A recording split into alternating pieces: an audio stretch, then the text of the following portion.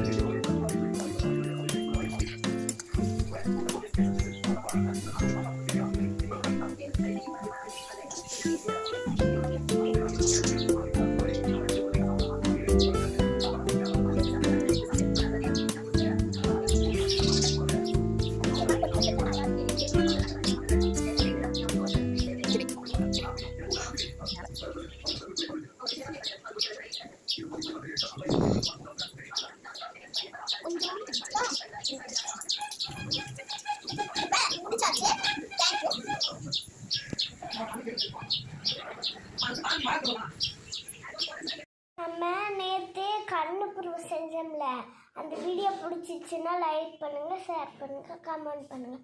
பாய் பாய்.